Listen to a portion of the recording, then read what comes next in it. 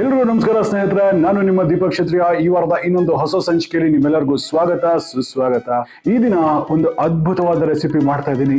ತುಂಬಾ ಸುಲಭ ಮತ್ತೆ ಟೇಸ್ಟ್ ಮಾತ್ರ ಅದ್ಭುತವಾಗಿರುತ್ತೆ. ಅದು ಯಾವುದು ಅಂತ ಹೇಳಿದ್ರೆ ಟೇಸ್ಟಿಯಾಗಿರ್ತಕ್ಕಂಥ ಈಸಿಯಾಗಿರ್ತಕ್ಕಂಥ ಚಿಕನ್ ಪುಲಾವ್. ಅದುವೇ ಪ್ರೆಷರ್ ಕುಕ್ಕರ್ ಅಲ್ಲಿ ಮಾಡ್ತಕ್ಕಂಥದ್ದು. ಯಾರ್ಯಾರು ಮದುವೆ ಆಗಿರುತ್ತೆ, ಹೊಸದಾಗಿ ಅಡುಗೆ ಕಲಿತಿದ್ದೀರಾ, ಸ್ಟೂಡೆಂಟ್ಸ್ ಹಾಸ್ಟೆಲ್ ಅಲ್ಲಿ ಇದ್ದೀರಾ, ಬ್ಯಾಚುಲರ್ಸ್ ಇದ್ದೀರಾ, ಅಂತವ್ರಿಗೋಸ್ಕರ ಸಿಂಪಲ್ ಆಗಿ ಪ್ರೆಷರ್ ಕುಕ್ಕರ್ ಅಲ್ಲಿ ಮಾಡ್ತಕ್ಕಂಥ ಒಂದು ಈಸಿ ಆಗಿರ್ತಕ್ಕಂಥ ಒಂದು ಚಿಕನ್ ಪುಲಾವ್ನ ಈ ಒಂದು ವಿಡಿಯೋದಲ್ಲಿ ನಿಮ್ಗೆ ಹೇಳ್ಕೊಡ್ತಾ ಇದ್ದೀನಿ. ಸ್ಟೆಪ್ ಬೈ ಸ್ಟೆಪ್ ಪ್ರೋಸೆಸ್ ಹೇಳ್ಕೊಡ್ತೀನಿ. ವಿಡಿಯೋನ ಕೊನೆವರೆಗೂ ನೋಡ್ಕೊಳ್ಳಿ, ಪರ್ಫೆಕ್ಟ್ ಆಗಿ ಮಾಡ್ಕೊಳ್ಳಿ. ಸೊ ಇನ್ಯಾವುದೇ ತಡ ಇಲ್ದಿರ ಯಾವ ರೀತಿ ಮಾಡಬೇಕು ಅನ್ನೋದನ್ನ ನೋಡುವ ನಡೀರಿ.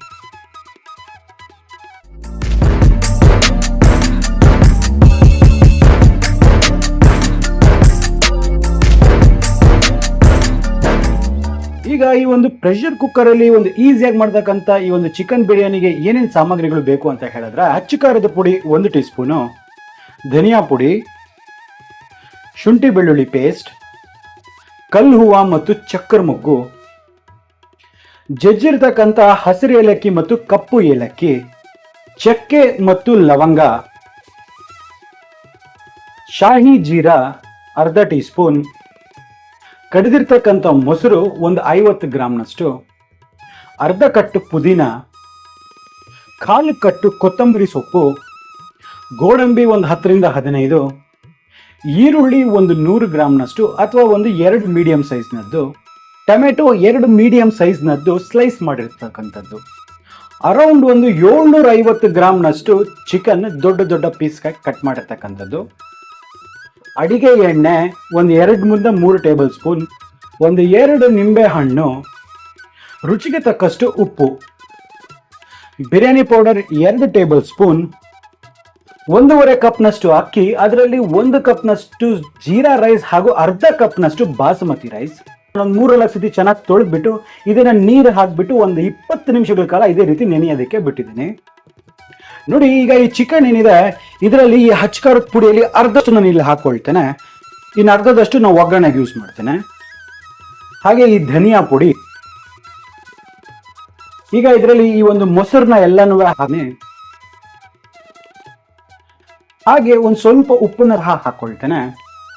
ಇದರೊಟ್ಟಿಗೆ 1 ನಿಂಬೆ ಹಣ್ಣಿನ ರಸನ ಸಹ ಹಾಕ್ತೇನೆ.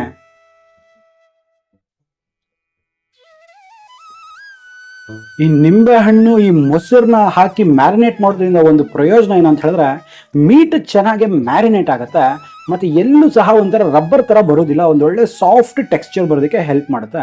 ಸೊ ಹಾಗಾಗಿ ಈ ಒಂದು ಮಿಶ್ರಣನ ಕಮ್ಮಿ ಅಂದ್ರೂ ಒಂದು 30 ನಿಮಿಷಗಳ ಕಾಲ ಇದೇ ರೀತಿ ಇದನ್ನ ಒಂದು 30 ನಿಮಿಷಗಳ ಕಾಲ ಮ್ಯಾರಿನೇಟ್ ಆಗೋದಕ್ಕೆ ಬಿಡುವ.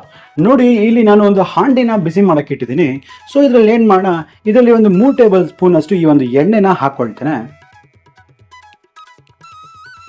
ಇದರಲ್ಲಿ ನನ್ನೊಂದು ಸೀಕ್ರೆಟ್ ಇಂಗ್ರೀಡಿಯೆಂಟ್ ಇದೆ, ಅದು ಬಂದ್ಬಿಟ್ಟು ಚಿಕನ್ನಿನ ಒಂದು ಫ್ಯಾಟ್. ಈ ಫ್ಯಾಟನ್ನು ಸಹ ನಾನು ಯೂಸ್ ಮಾಡ್ತೀನಿ. ಸೊ ಇದನ್ನು ಯೂಸ್ ಮಾಡಿ ನೋಡಿ, ಖಂಡಿತ ತುಂಬ ಚೆನ್ನಾಗಿ ಬರುತ್ತೆ. ಸೊ ಇದು ಹೀಟಲ್ಲಿ ಕರಗಿದ ತಕ್ಷಣ ಅದರಲ್ಲಿ ಇರ್ತಕ್ಕಂಥ ಒಂದು ಫ್ಯಾಟಿನ ಅಂಶ ಅಥವಾ ಒಂದು ಎಣ್ಣೆನ ಬಿಡುತ್ತೆ, ಅಲ್ಲಿವರೆಗೂ ನಾವು ವೆಯ್ಟ್ ಮಾಡಬೇಕಾಗುತ್ತೆ. ನೋಡಿ, ಈಗ ಇದರಲ್ಲಿ ಚಿಕನ್ ಫ್ಯಾಟ್ ಎಲ್ಲ ಚೆನ್ನಾಗಿ ಕರಗಿದೆ, ಎಲ್ಲರಲ್ಲಿ ಎಣ್ಣೆ ಎಲ್ಲ ಚೆನ್ನಾಗಿ ಬಂದಿದೆ.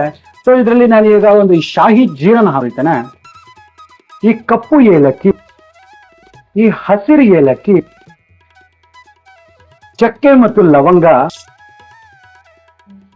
ಕಲ್ಲುವ ಮತ್ತು ಅನಾನಸ್ ಹೂವ. ಈಗ ಇದನ್ನೆಲ್ಲ ಒಂದು ಸ್ವಲ್ಪ ಚೆನ್ನಾಗಿ ಮಿಕ್ಸ್ ಮಾಡುವ. ಅಂದ್ರೆ ಇದ್ರ ಒಂದು ಚೆನ್ನಾಗಿ ಒಂದು ಒಳ್ಳೆ ವಾಸನೆ ಬರಬೇಕು, ಒಂದು ಒಳ್ಳೆ ಅರೋಮಾ ಬರಬೇಕು, ಅಲ್ಲಿವರೆಗೂ ನಾವು ಇದನ್ನ ಚೆನ್ನಾಗಿ ಫ್ರೈ ಮಾಡುವ.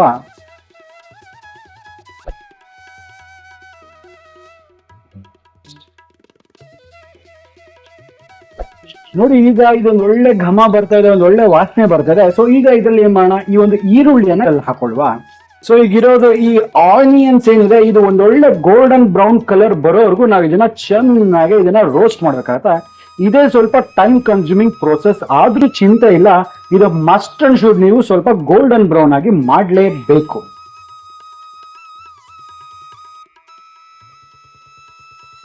ನೋಡಿ ಸ್ನೇಹಿತರೆ, ಈಗ ಈ ಒಂದು ಈರುಳ್ಳಿ ಅಂತಕ್ಕಂಥದ್ದು ಚೆನ್ನಾಗಿ ಒಂದು ಗೋಲ್ಡನ್ ಬ್ರೌನ್ ಕಲರ್ ಆಗಿದೆ.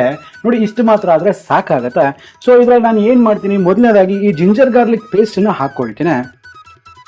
ಇದು ಹಾಕಿ ಇದರ ಹಸಿ ವಾಸನೆ ಹೋಗೋವರೆಗೂ ನಾವು ಇದನ್ನ ಕುಕ್ ಮಾಡಬೇಕಾಗತ್ತೆ.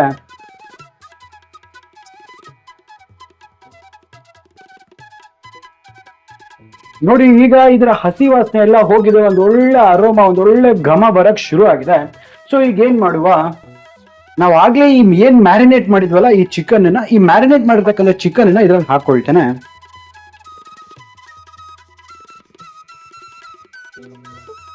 ಸೊ ಈಗ ಇದನ್ನ ಚೆನ್ನಾಗಿ ಒಂದ್ಸತಿ ಮಿಕ್ಸ್ ಮಾಡುವ.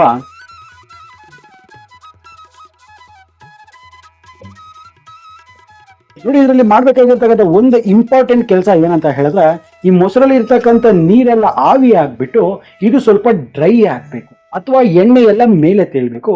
ಅಲ್ಲಿವರೆಗೂ ನಾವು ಒಂದು ಹೈ ಫ್ಲೇಮ್ ಅಲ್ಲಿ ಇದನ್ನ ಕುಕ್ ಮಾಡುವ. ನೋಡಿ ಸ್ನೇಹಿತರೆ, ನೀವು ನೋಡ್ತಾ ಇರ್ಬೋದು ಇದರಲ್ಲಿ ಇರ್ತಕ್ಕಂಥ ಎಲ್ಲ ನೀರಿನ ಅಂಶ ಎಲ್ಲ ಹೋಗ್ಬಿಟ್ಟಿದೆ, ಎಣ್ಣೆ ಎಲ್ಲ ಮೇಲೆ ತೇಲ್ತಾ ಇದೆ.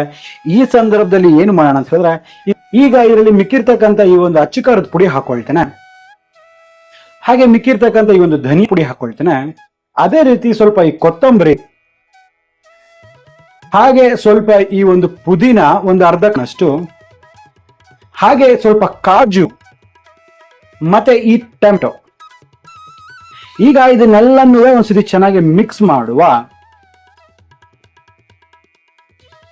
ಸೊ ಈಗ ಟೊಮೆಟೊ ಎಲ್ಲ ಸ್ವಲ್ಪ ಸಾಫ್ಟ್ ಆಗಬೇಕು, ಹಾಗೆ ಈ ಮಸಾಲೆಗಳಾಗಿರ್ಬೋದು, ಈ ಒಂದು ಎಣ್ಣೆ ಆಗಿರ್ಬೋದು ಚೆನ್ನಾಗಿ ಒಂದಕ್ಕೊಂದು ಹೊಂದ್ಕೊಂಡು ಸ್ವಲ್ಪ ಸಾಫ್ಟ್ ಆಗಿ ಒಂದು ಒಳ್ಳೆ ಘಮ ಬರಬೇಕು.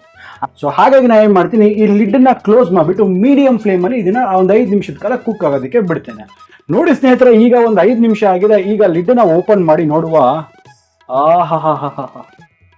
ಅದ್ಭುತವಾಗಿ ಆಗಿದೆ ನೋಡಿ, ಎಣ್ಣೆ ಎಲ್ಲ ಮೇಲೆ ತೇಲ್ತಾ ಇದೆ. ಈ ಟೊಮೆಟೊ ಆಗಿ ಈ ಒಂದೆಲ್ಲ ಚೆನ್ನಾಗಿ ಸಾಫ್ಟ್ ಆಗಿದೆ, ಇದು ಪರ್ಫೆಕ್ಟ್ ಆಗಿ ಕುಕ್ ಆಗಿದೆ. ಸೊ ಈಗ ಏನ್ ಮಾಡುವ ಅಂತ ಹೇಳಿದ್ರೆ, ಇದರಲ್ಲಿ ಈ ಒಂದು ಬಿರಿಯಾನಿ ಮಸಾಲಾ ಪೌಡರ್ ಏನಿದೆ ರೆಡಿಮೇಡ್ ಇಂದು, ಇದನ್ನ ಹಾಕೊಳ್ಳಲ್ವಾ. ಸೊ ಈಗ ಇದನ್ನ ಒಂದ್ಸತಿ ಲಾಸ್ಟ್ ಟೈಮ್ ಒಂದ್ಸತಿ ಚೆನ್ನಾಗಿ ಮಿಕ್ಸ್ ಮಾಡ್ಬೋಣ.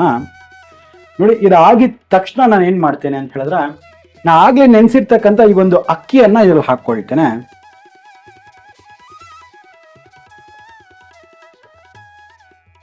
ನೋಡಿ ಈಗ ಈ ಅಕ್ಕಿ ಹಾಕಿದ ನಂತರ ಇದನ್ನ ಹೈ ಫ್ಲೇಮ್ ಅಲ್ಲೇ ಒಂದು 2 ನಿಮಿಷಗಳ ಕಾಲ ಇದನ್ನ ಈ ರೀತಿ ಸಾಟೆ ಮಾಡೋಣ. ಕಾರಣ ಏನಪ್ಪಾ ಅಂತ ಹೇಳಿದ್ರೆ, ಇದರಲ್ಲಿ ಇರ್ತಕ್ಕಂಥ ಎಣ್ಣೆ ಜೊತೆ ಈ ಒಂದು ಅಕ್ಕಿ ಚೆನ್ನಾಗಿ ಬೆರೆತ್ರೆ ಅನ್ನ ಸ್ವಲ್ಪ ಹುಡಿಯಾಗಿ ಬರೋದಕ್ಕೆ ಹೆಲ್ಪ್ ಆಗುತ್ತೆ. ಸೊ ಹಾಗಾಗಿ ನೆನಪಿರ್ಲಿ, ಜಾಸ್ತಿ ಕೈ ಆಡ್ಸಕ್ ಹೋಗ್ಬಿಡಿ, ಅಗ್ಲಗ್ಲು ಕಟ್ಟಾಗ್ತಕ್ಕಂಥ ಚಾನ್ಸಸ್ ಇರುತ್ತೆ. ನೋಡಿ ಸ್ನೇಹಿತರೆ, ನಾನು ಆಗ್ಲೇ ಈ ಒಂದು ಕಪ್ಪಿನ ಅಳತೆಯಲ್ಲಿ 1.5 ಕಪ್ನಷ್ಟು ಅಕ್ಕಿ ತಗೊಂಡಿದ್ದೆ. ಸೊ ಹಾಗಾಗಿ ಇದರಲ್ಲಿ 2 1:2 ಅಂತ ಹೇಳಿದ್ರೆ 1.5 ಅಂತ ಹೇಳಿದ್ರೆ 3 ಕಪ್ನಷ್ಟು ನಾನು ನೀರು ಹಾಕ್ಬೇಕಾಗತ್ತೆ. ಈ ಅನುಪಾತ ತುಂಬಾ ಇಂಪಾರ್ಟೆಂಟ್, ಇದನ್ನ ನೆನಪಿಟ್ಕೊಳ್ಳಿ. ಸೊ ಹಾಗಾಗಿ ನಾನು 3 ಕಪ್ನಷ್ಟು ನೀರನ್ನು ಹಾಕೊಳ್ತೇನೆ.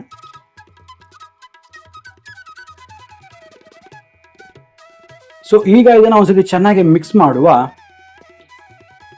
ಆಲ್ರೆಡಿ ಮನೆ ಎಲ್ಲ ಬಿರಿಯಾನಿ ಸ್ಮೆಲ್ ತುಂಬ್ಕೊಂಡ್ಬಿಟ್ಟಿದೆ, ಅಷ್ಟು ಅದ್ಭುತವಾಗಿ ಬರ್ತಾ ಇದೆ. ಸೊ ಈಗೇನು ಮಾಡುವ, ಇದನ್ನ ಒಂದು ಕುದಿ ಬರಲಿಕ್ಕೆ ಬಿಡುವ. ನೋಡಿ ವೀಕ್ಷಕರೇ, ಒಂದು ಕುದಿ ಬರ್ತಾ ಇದೆ, ಎಣ್ಣೆ ಸಹ ಎಲ್ಲ ಮೇಲೆ ತೇಲ್ತಾ ಇದೆ. ಸೊ ಈ ಟೈಮಲ್ಲಿ ಏನು ಮಾಡುವ ಅಂತ ಹೇಳಿದ್ರೆ, ಈ ಕುಕ್ಕರ್ನ ಲಿಡ್ಡನ್ನ ಕ್ಲೋಸ್ ಮಾಡಿ ಒಂದು 3 ವಿಜಿಲ್ ಆಗೋದಕ್ಕೆ ಇದನ್ನ ಬಿಡುವ. ಅಂದ್ರೆ ಅರೌಂಡ್ ಒಂದು 10 ನಿಮಿಷದಲ್ಲಿ ಈ ಒಂದು ಬಿರಿಯಾನಿ ರೆಡಿ ಆಗುತ್ತೆ. ನೋಡಿ ಸ್ನೇಹಿತರೆ, ಈಗ ಒಂದು 3 ವಿಷಲ್ ಆಗಿದೆ, ಪ್ರೆಷರು ಸಹ ಕಂಪ್ಲೀಟ್ ಆಗಿ ಹೋಗಿದೆ. ಸೊ ಈಗೇನ್ ಮಾಡೋಣ, ಈಗ ಈ ಲಿಡ್ನ ಓಪನ್ ಮಾಡುವ. ಅದ್ಭುತವಾಗಿದೆ ಅನ್ನ, ಏನ್ ಬ್ಯೂಟಿಫುಲ್ ಆಗಿ ಕುಕ್ ಆಗಿದೆ ಅಂದ್ಬಿಟ್ಟು ನೋಡಿ, ಒಂದಾಗಲೂ ಇನ್ನೊಂದಾಗಲೂ ಟಚ್ ಆಗ್ತಾ ಇಲ್ಲ, ಅಷ್ಟು ಚಂದ ಆಗಿದೆ ಇದು ಮಾತ್ರ.